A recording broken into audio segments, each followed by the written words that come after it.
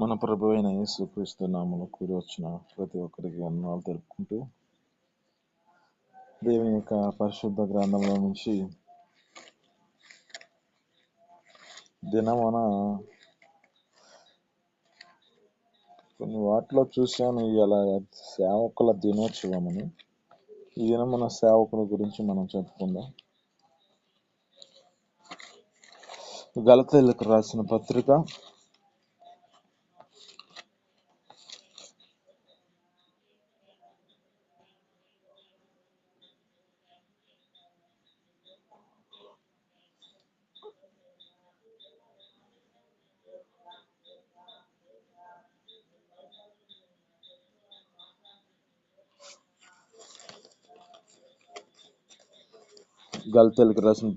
6వ అధ్యాయము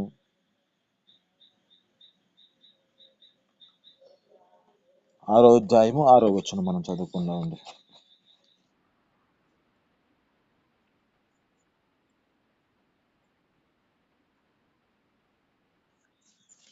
ఆమేన్, హల్లెలూయా. ఇక్కడ జ్ఞాపకం చేసుకుంటే లేఖనాలు బట్టి చూస్తున్నమాట,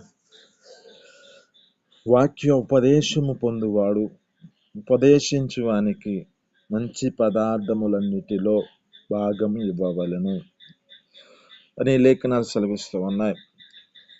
ఉపదేశము పొందువాడు ఉపదేశించువానికి మంచి పదార్థాలన్నిటిలో భాగము ఇవ్వవలను అని లేఖనాలు సెలవిస్తున్నాయి. దినమున మీతో మాట్లాడుతున్న మాటలను బట్టి ఈ యొక్క సేవకుల గురించి చెప్పాలనే ఆలోచన కలిగి ఉన్నాను. దినమున యొక్క సేవకులు యొక్క బాధ్యత ఏమిటి, సేవకుని యొక్క భారం ఏమిటి, మనం మోయాలని దేవుని యొక్క ప్రేరేపణ బట్టి మీతో మాట్లాడాలని ఆలోచన కలిగి ఉన్నాను. ఇక్కడ అంటున్న మాట, వాక్య ఉపదేశము పొందువాడు ఉపదేశించువానికి మంచి పదార్థములన్నిటిలో భాగం ఇవ్వాలను. ఇక్కడ జ్ఞాపకం చేసుకుంటే, ఒక ప్రాంతంలో ఒక విధవరాలు ఉంది. ఒక ప్రాంతంలో విధవరాలు ఉన్న పరిస్థితిని బట్టి ఆ ప్రాంతంలో కరువు కలిగిన స్థితిలో ఉన్న దినములది. దేవుని యొక్క సేవకులతో మాట్లాడుతున్నాడు. దేవుని యొక్క వాక్కులు, నీవు పలానా ప్రాంతానికి వెళ్ళు, సారేప్రతి అనే ప్రాంతంలో, ఒక గ్రామంలో, ఆ ప్రాంతంలో ఉన్న ప్రాంతానికి వెళ్ళు, అక్కడ ఒక విధవరాలు ఉంది. అక్కడ ఆమెని పోషించడానికై, ఆమె నిన్ను పోషించడానికై నేను ఆజ్ఞాపించుచున్నాను, ఆమె బోధించాను, ఆమె చెప్పానని చెప్తున్నాడు. ఇక్కడ జ్ఞాపకం చేసుకుంటే అక్కడ అంతర్యాన్ని సత్యాన్ని మనం గ్రహిద్దాం. ఏముంది అంటే, ఒకటి, సేవకులని పోషించడానికి అది కారణమవుతుంది. 2, ఒక విశ్వాసిగా పిలువబడుతున్న విధవరాలైన ఆమెను పోషించడానికి కారణమవుతుంది. అక్కడ ఈ యొక్క సేవకుని పోషించడానికి దేవుడు ఆ విశ్వాసిని ఎన్నుకున్నాడు. ఈ విశ్వాసిని పోషించడానికి దేవుని యొక్క సేవకుల్ని ఏర్పరచుకున్నాడు. జాగ్రత్తగా ఈ మాటలు మనం గమనించుకుందాం. ఇక్కడ అంటున్నాడు, వాక్య ఉపదేశము పొందువాడు ఉపదేశించువానికి మంచి పదార్థములన్నిటిలో భాగమునమని. ఇక్కడ ఆమె యొక్క పరిస్థితి ఏమిటంటే, ఆమెయు ఆమెకు కలిగిన కుమారుడును, ఇంకా ఆ దినములలో కొంచెము పిండే కొంచెము నూనె ఉంది. ఇక అది తిని మేము చనిపోదాం, ఈ దినమున ఈ కొంచెము చేసుకొని, ఇవి అప్పమరం చేసుకొని తిని చనిపోదామనే ఆలోచనల చేత ఆమె ఆ దినము నడిపించబడుతున్న పరిస్థితి. ఆమె కట్టెలు ఎరుకుంటుంది. పొయ్యి ఉన్నదాన్ని కొంచెం ఆ వేడి చేసి దాన్ని ఆ యొక్క వాటిని వండుకొని తిందామనుకుంటూ ఉంది, ఆ పిండిని. అదే సమయంలో ఈ సేవకుడు వచ్చాడు. అదే సమయంలో ఆ సేవకుడు వచ్చిన ప్రాంతంలో కృపతో జ్ఞాపకం చేసుకుంటే, దేవుడు గొప్ప వాత్సల్య పూర్ణుడై ఉన్నాడు. అక్కడ ఆమెతో దేవుని యొక్క సేవకుడు మాట్లాడుతున్నాడు. అమ్మా, నాకు కొంచెం ముందుగా అంటున్నాడు, మంచినీళ్ళు అమ్మా అంటే, దాహం ఏమంటే దాహం ఇస్తూ ఉన్నాడు. ఇక అక్కడ జ్ఞాపకం చేసుకుంటే, అమ్మ ఇంకేమన్నా ఉంటే తీసుకురమ్మా అని చెప్పి చెబుతున్నాడు. అప్పుడు అంటుంది ఆమె, అమ్మ, అయ్యా, ఇక ఈ దినమున ఈ కరువు చేత, ఈ లోకము కరువు చేత వచ్చిందయ్యా. ఈ కరువు చేత మాకు కలిగింది కొంచెం పిండి, కొంచెము నూనె ఉంది. ఈ దినాన చేసుకొని మేము మాకు చేసుకొని ఈ అప్పమును చేసుకొని మేము తిని చనిపోదాం అనుకుంటున్నాం. ఇక లేదు, ఇక పరిస్థితి లేదు, అయిపోయింది, ఇక కరువు స్థితి, మేము ఇక ఏమి మాత్రము బ్రతకము అని జీవితాన్ని కలిగి ఉన్న పరిస్థితి అది. కానీ దేవుని యొక్క కృపావశలతను ఆ యొక్క దైవ సేవకుని యొక్క మాట ప్రకారం అక్కడ జ్ఞాపకం చేసుకుంటే దేవుని యొక్క సేవకులు అంటున్నారు, అమ్మ మొదటిగా ఒక అప్పము నాకు చేసుకురా అని చెప్పగానే ఆమె జీవితంలో కరువు స్థితి ఇప్పుడు కొదువు కలిగి ఉందే, ఈయనకి ఎలా తీసుకురావాలి అనే ఆలోచన ఏమాత్రం లేదు. ఆ యొక్క వ్యతిరేకత తన మనసులో కూడా రాలేదు. ఆమె యొక్క జీవితంలో అక్కడ అంటుంది మాట, దేవుని యొక్క సేవకులు దైవజనులు చెప్పిన మాట ప్రకారం ఆమె అప్పము తీసుకొచ్చి దేవుని సేవకులకు అప్పగించింది. ఆమె అంటే ఇక్కడ జ్ఞాపకం చేసుకుంటే ఆ దైవ సేవకునికి ఇచ్చి ఆమె ఆ అప్పం ఇచ్చింది, తర్వాత వారి జీవితాల్లో కూడా తిన్నారు. అయితే ఆ పరిస్థితిని జ్ఞాపకం చేసుకుంటే అక్కడ అంటుంది లేఖనాల్లో, ఆమె జీవితంలో కరువు దినాలన్నిట కొదువ కాలేదంట. ఆ పిండి తక్కువ కాలేదు, ఆ యొక్క బుడ్డిలో నూనె కూడా ఏమాత్రము తక్కువ కాలేదంట. అంటే ఆ కరువు దినాలన్నిట వారు పోషింపబడడానికి కారణమైంది. ఇక్కడ దేని వలన వీరి జీవితాల్లో పోషింపబడటకు కారణమైందంటే ఒక దైవ సేవకుని యొక్క బాధ్యతను తీసుకొని ఆయనకి ఆ యొక్క అప్పం తీసుకొచ్చిన దాన్ని బట్టి. ఇంకా ఈ ఒక్కటి మన జీవితాలలో దైవ సేవకునికి కావలసిన మనం ఆతిథ్యమును మనం ఇచ్చే విధంగా మనం మార్చబడాలి. 2, మన జీవితాల్లో జ్ఞాపకం చేసుకుంటే ఒక గనురాలైన స్త్రీ మన జీవితంలో దైవ సేవకుడు పలానా ప్రాంతంలో సేవ చేస్తూ అటు ఇటు తిరుగుతున్న పరిస్థితులు ఆ దినములలో ఆ సేవకుడిని ఒకనొకను చూసి తన ఇంటి వద్దకు చేర్చుకొని తన ఇంటి వద్ద నివాసం కలిగి అంటే విశ్రాంతి తీసుకోవడానికి ఆమె ఒక దినమున పిలిచింది. ఈ విధంగా ఆయన వచ్చి అక్కడ ఎప్పుడైతే ఆ సమయంలో వస్తున్నాడో ఆ దైవ సేవకుడు ఆ యొక్క ప్రాంతంలో ఆ గనురాలు కలిగిన స్త్రీ ఇంటి వద్ద నివాసం కలిగి ఉంటున్నాడు. అయితే ఆమె ఏమనుకుంటుంది అంటే తన యజమానితో మాట్లాడుతుంది, అయ్యా మన దగ్గరకు వస్తున్న ఈ యొక్క సేవకుడు భక్తిగల దైవజనుడు, ఈ యొక్క వ్యక్తి భక్తిగల దైవజనుడు కనుక ఇతని కొరకు మన మిద్ద మీద ఒక ఇంటిని కట్టి ఒక గోడను కట్టి ఆ ప్రాంతంలో ఆయన కొరకు కావలసిన ఒక మంచమును, కావలసిన ఒక బలిపీఠమును, కావలసిన ఒక దీప స్తంభమును, బల్లను, కావలసిన వాటిని ఆయనకి సమకూర్చి పెడదాం. ఎందుకంటే మన దగ్గరికి వచ్చుచూ పోచున్న వ్యక్తి భక్తి గల దైవజనుడు అని ఆమె యొక్క జీవితంలో తన యజమానితో మాట్లాడి వారి కొరకు సిద్ధపరిచారు.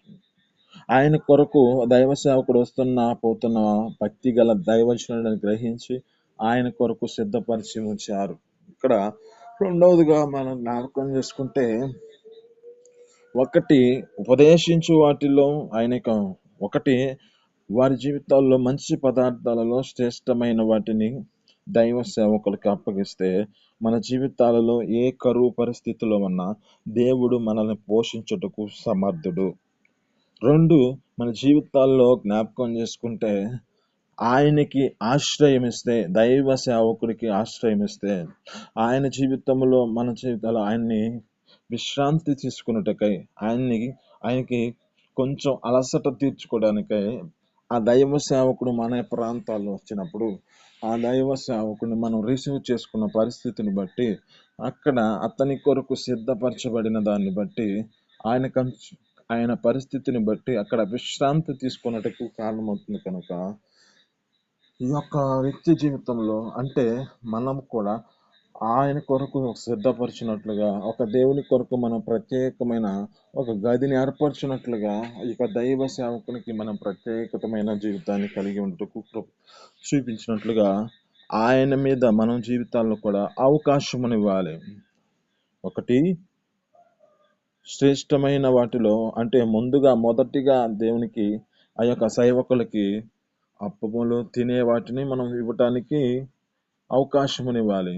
2, ఆయన విశ్రాంతి తీసుకొనుటకై ఆయన కొరకు ఒకటి సిద్ధపరిచినట్లుగా, ఈమె ఏ విధంగా గండ్రాలు సిద్ధపరిచిన దాన్ని బట్టి అదే విధంగా మన జీవితాల్లో కూడా ఆ విధంగా సిద్ధపరిచే విధంగా మార్చబడాలి. 3వదిగా జ్ఞాపకం చేసుకుంటే దేవుని యొక్క సేవకుల గురించి, దైవ సేవకుల గురించి, ఆ దైవ సేవకుల యొక్క మంచితనాన్ని వివరించాలి. దైవ సేవకులు పలానా ప్రాంతంలో ఉన్నారనే విధంగా వివరించే విధంగా మార్చబడాలి. ఇక్కడ వ్యక్తిని మీకు జ్ఞాపకం చేస్తున్నాను. ఇంతకు ముందు ఒకసారి చెప్పాను. ఈ మాటలను బట్టి ఈ యొక్క ఇశ్రాయేలీయుల యొక్క చిన్నది ఒక ప్రాంతంలో ఉన్నది కదా, నయోమాని యొద్ద. ఈమె ఏం చేసింది అంటే, మా పలానా ప్రాంతంలో మా దైవజనుడు ఉన్నాడు, మీ యజమానునికి కలిగిన ఇది రోగము నుంచి విడుదల కలుగుచేయడానికి మా సేవకులు ప్రాంతంలో ఉన్నారని ఆమె ప్రచురపరిచిన దాన్ని బట్టి ఆడ గొప్ప కార్యం జరిగించబడింది కదా. అంటే ఇక్కడ 3వదిగా మన జీవితాల్లో ఏం చేయాలంటే, మన దైవ సేవకుల గురించి వివరించి, ఎవరైతే రోగస్తులై ఉన్నారో, ఎవరైతే వేదన చేత, ఎవరైతే ఏ సమస్యల చేత ఉన్నారో, మా దైవ సేవకుడు మీ కొరకు ప్రార్థన చేస్తే గొప్ప కార్యాలు జరుగుతాయి. మా యొక్క దైవ సేవకుడు మీ కొరకు, మీ యొక్క జీవితంలో ఏ పరిస్థితిలో ఉన్నారో మీ కొరకు మా యొక్క దైవ సేవకులు ప్రార్థన చేస్తే గొప్ప అద్భుతాలు జరుగుతాయని మన దైవ సేవకుల గురించి వివరించాలి. 1, దైవ సేవకులకి పోషణకై ఆతిథ్యం ఇచ్చేవారుగా మనం మార్చబడాలి. 2, మన జీవితాలలో తన ఇంటి వద్దకు చేర్చుకొని తనకు ఆశ్రయం ఇచ్చే విధంగా మనం మార్చబడాలి. 3, మన జీవితాలలో సేవకుని గురించి మంచిగా మన జీవితాల్లో దైవ సేవకుని గురించి వివరించినట్లుగా, మా దైవజనుడు గొప్ప ఆశ్చర్యకార్యాలు చేస్తాడు, ఈ యొక్క దేవుని యొక్క సేవకులు ప్రార్థిస్తారు, గొప్ప కార్యాలు జరుగుతాయని మన దైవ సేవకుల గురించి మనం వివరించే విధంగా మనం మార్చబడాలి. 4వదిగా జ్ఞాపకం చేసి ఈ వాక్కులను ముగించుకుందాం. ఇక్కడ జ్ఞాపకం చేసుకుంటే 4వదిగా మనుషులు, ప్రతి మనిషికి సమస్యలు ఉంటాయి, ప్రతి మనిషికి ఏదో ఒక బాధలు ఉంటాయి. అలాగని దైవ సేవకులకు బాధలు ఉండవని కాదు, కానీ ఇక్కడ జ్ఞాపకం చేసుకుంటే ఈ దినమున మీతో మాట్లాడుతున్నమాట, దేవుని యొక్క సేవకుల కూడా పరిస్థితులు కొన్ని పరిస్థితులను బట్టి వారు బాధాకరమైన పరిస్థితుల్లో నివాసం కలిగి ఉంటారు. ఒక దినాన చెరసాలలో ఉన్నారు. చెరసాలలో దైవజనులు ఉన్నారు. దైవ సేవకుల కొరకై ఆసక్తితో ప్రార్థన చేస్తున్నారు. ఎవరు? సంఘము ఆసక్తితో చేస్తున్న ప్రార్థన వారిని చెరసాలలో నుంచి విడిపించి వారున్న ప్రాంతానికి నడిపించటానికి కారణమైంది. ఇక్కడ మనం జ్ఞాపకం చేసుకుంటే 4వది ఏమిటంటే, సేవకుని కొరకు ప్రార్థించేవారుగా మన జీవితాలు ఉండాలి. సేవకుని యొక్క ప్రార్థించేవారుగా, సేవకుని యొక్క శ్రమలైనను, సేవకుని యొక్క బాధలైనను, సేవకుని యొక్క ఏ పరిస్థితిలో ఉన్నాడో ఆర్థిక పరిస్థితుల కొరకే ఏదైనా తన జీవితాల్లో నడిపించబడుతున్న పరిస్థితిలో జ్ఞాపకం చేసుకుని సేవకుని కొరకు మనం ప్రార్థించేవారుగా ఉండాలి. ఇక్కడ ఈ యొక్క వ్యక్తి సేవకుడు పేతురు గారు, ఈ పేతురు గారు యొక్క జీవితంలో జ్ఞాపకం చేసుకుంటే చెరసాలలో వేయబడిన పరిస్థితి అది. ఎంతగా తమ జీవితాలలో బాధ చెందుతూ ఆ పరిస్థితిలో నడిపించబడుతున్న ఆ ప్రాంతంలో దేవుడు మాత్రము వారి జీవితాల్లో ఆ సంఘము జ్ఞాపకం చేసుకుంటే ఆ దైవజనుడి గురించి వారు ప్రార్థన చేస్తూ ఉన్నారు. ఆ ప్రార్థన చేస్తున్న ప్రార్థన బట్టి జ్ఞాపకం చేసుకుంటే వారు ఏం చేస్తున్నారంటే, ఆ సంఘమైతే ఆయన కొరకు ఆసక్తితో ప్రార్థన చేస్తున్నారు. మనం అనుకోనొచ్చు, ఈ సేవకుడు ఇక ఈ శ్రమలో పడినప్పుడు ఇక ఈ లేవనెత్తలేని పరిస్థితి ఉన్నదే, సేవకుడు ఆ యొక్క పరీక్షలో ఈ యొక్క శరసాల్లో వేయబడిన పరిస్థితిలో ఇక దీని నుంచి విడిపించడానికి ఎవరు లేరులే, ఎవరు ఈ యొక్క జీవితాలలో ఇది కార్యం జరగదులే అనే ఆలోచన కాక మనము సేవకుని గురించి మనం ప్రార్థన చేస్తే వారికి ఉన్న శ్రమే కానీ, వారున్న ప్రాంతమే కానీ, వారు ఏ శరసాలలో బంధకాలలో ఉన్న దేవుడు మన ఆసక్తిని చూసి అక్కడ జ్ఞాపకం చేసుకుంటే సంఘము ఆసక్తితో ప్రార్థన చేస్తే ఆ ప్రార్థన బట్టి అక్కడున్న శరసాలన్నీ వారి జీవితాల్లో విడిపింపబడి వారున్న ప్రాంతానికి ఆ యొక్క దైవ సేవకుని నడిపించగలిగిన పరిస్థితి కనపడింది. అక్కడ జ్ఞాపకం చేసుకుంటే ఒక మాట మనం చదువుకుందాం. అపోస్తుల కార్యం 12వ అధ్యాయము 14వ వచనం చదువుకుందాం. ఇక్కడ నేను చదువుతాను. ఆమె పేతురు స్వరము గుర్తుపట్టి సంతోషము చేత తలుపు తీయగా లోపలికి పరిగెత్తుకొని పోయి పేతురు తలుపు దగ్గర నిలుచుచున్నాడని తెలిపాను. అందుకు వారు, నీవు పిచ్చిదాని అనిరి, అయితే తాను చెప్పినది నిజమే అని ఆమె దృఢముగా చెప్పినప్పుడు వారు అతన్ని దూత అనిరి. పేతురు ఇంకనూ తట్టుచున్నందున వారు తలుపు తీసి అతనిని చూచి భ్రాంతి నొందిరి. అతడు ఊరుకొనుడని వారికి చేసాగ చేసి ప్రభువు తను చెరసాల నుండి ఎలాగ తీసుకొని వచ్చిన వారికి వివరించెను. యాకోబునకు సహోదరులకు ఈ సంగతులను తెలియజేయుడని చెప్పి బయలుదేరి వేరొక చోటికి వెళ్ళెను. తెల్లవారగానే పేతురు ఏమాయనో ఆ సైనికులలో కలిగిన వారు గలిబిలై అంతంతా కాదు. హెరోదు అతని కోసం వెతికినప్పుడు అతను కనపడనందున కావలి వారు విమర్శించి వారిని ఆజ్ఞాపించినారు. అటు తర్వాత హెరోదు యూదా నుండి కైసరకు వెళ్ళి అక్కడ నివాసించాను. ఇక్కడ జ్ఞాపకం చేసుకుంటే ఆ యొక్క దైవ సేవకుడు శరసాలలో ఉన్నప్పుడు ఈ సంఘము ప్రార్థన చేసింది. ఈ ప్రార్థనను బట్టి దేవుడు అక్కడ గొప్ప అద్భుత కార్యం జరిగించాడు. దేవుడు అక్కడ జ్ఞాపకం చేసుకుంటే ఆశ్చర్యకార్యం జరిగించాడు. ఆ శరసాలు బంధకాలన్నీ తెగించబడి ఆ యొక్క పేతురున్న ప్రాంతంలో దేవుడు ఆ యొక్క వ్యక్తిని తీసుకొచ్చి దైవ సేవకుని తీసుకొచ్చి ఎక్కడైతే ప్రార్థన చేస్తున్నారో అక్కడికి తీసుకొచ్చాడు. హల్లెలూయా. దేవుడు గొప్ప అద్భుత ఆశ్చర్యకార్యాలు జరిగించే దేవుడు కదా. ఇక్కడ జ్ఞాపకం చేసుకుంటే ఎవరైతే మన కొరకు ప్రార్థన చేస్తున్నారో, ఎక్కడైతే ప్రార్థన చేస్తున్నారో, ఎక్కడైతే ఏ పరిస్థితిని బట్టి వారు ప్రార్థన చేశారో ఆ ప్రార్థనను బట్టి దేవుడు ఆలకించి అక్కడే వారికి గొప్ప కార్యం జరిగించాడు కదా. ఇక్కడ జ్ఞాపకం చేసుకుంటే ఒక తలుపునద్ద ఒక రోదే అనే ఒక చిన్నది, అక్కడ ఆ చిన్నది ఆయన మాటను ఆలకిస్తూ ఉంది. ఆ యొక్క స్వరాన్ని ఉంది. ఆ తలుపు నద్ద ఉన్నది ఒక సేవకుడు వచ్చేసాడు మన పేతురు గారు అని చెప్పి ఆమె తలుపు నద్ద ఉంటే వారు అనుకుంటున్నారు పిచ్చి మాటలు మాట్లాడుతుంది అనుకుంటూ ఉన్నారు. కానీ ఆయన స్వరము మరలా వినపడింది. అప్పుడు తీయగా వారు విభ్రాంతి పోయారంట. ఎన్ని శరసాల నుంచి ఎలా వచ్చాడు అని వారు విభ్రాంతి నొందిన పరిస్థితి.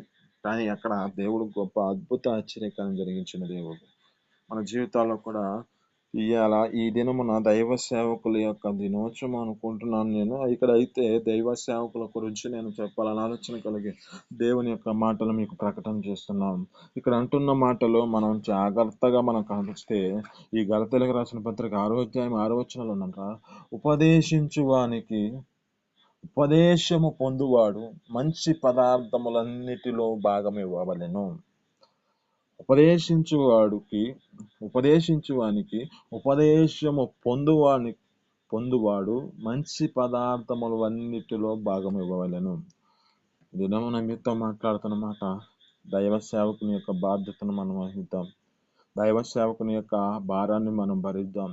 దైవ సేవకునికి ఆశ్రయం ఇద్దాం. దైవ సేవకుని కొరకై మనం ప్రార్థిస్తాం. దైవ సేవకుని యొక్క జీవితంలో కలిగిన ఏ పరిస్థితుల్లో ఉన్న దైవ సేవకునికి మనం జీవితాలలో కలిగి ఉన్న దానిలో దైవ సేవకునితో కూడా మనం పరిభాగస్తులమై దైవ సేవకునితో పాటు మనము కూడా ఈ యొక్క సేవని కొనసాగించబడదాం. మనం ఏ ప్రాంతంలో ఉన్నా మనం ఏ ప్రదేశంలో ఉన్నా సేవకునికి విరోధముగా ఉండక సేవకుని యొక్క భారమును కూడా మనం భరించే విధంగా మార్చబడాలి. సేవకుడు ఒక్కడే పోయి ప్రకటన చేసుకోవాలని బాధ్యత కాదు. మనము కూడా ఆయనతో పాటు ప్రకటన చేసి అనేక మందిని దేవుని యొక్క సేవకుల ఎదుట, ఈ యొక్క ప్రభువైన యేసుక్రీస్తు ఎదుట నిర్దోషులుగా నిలబెట్టి ఆయనకు మనం అప్పగించుకునే విధంగా మనము కూడా మార్చబడాలి. నేను మీతో మాట్లాడుతున్న మాటలను బట్టి సేవకుని యొక్క బాధ్యతలను వహించాలని మీతో మాట్లాడుతున్నాను. చివరిగా ఒక్కసారి మీకు తెలియజేసి 4 మాటలను నేను ముగిస్తాను. 1, సేవకునికి ఆతిథ్యం ఇచ్చే విధంగా మనం మార్చబడాలి. 2, సేవకునికి ఆశ్రయం ఇచ్చే విధంగా మనం మార్చబడాలి. 3, దైవ సేవకుల గురించి మనం గొప్పగా చెప్పుకునే విధంగా మనం మార్చబడాలి. 4, సేవకుని కొరకు ఆసక్తితో మనం ప్రార్థన చేసే విధంగా మనం మార్చబడాలి. ఈ మాటలు మీ వినికిడిలో దీవించి ఫలించును గాక. ఆమేన్. హల్లెలూయా.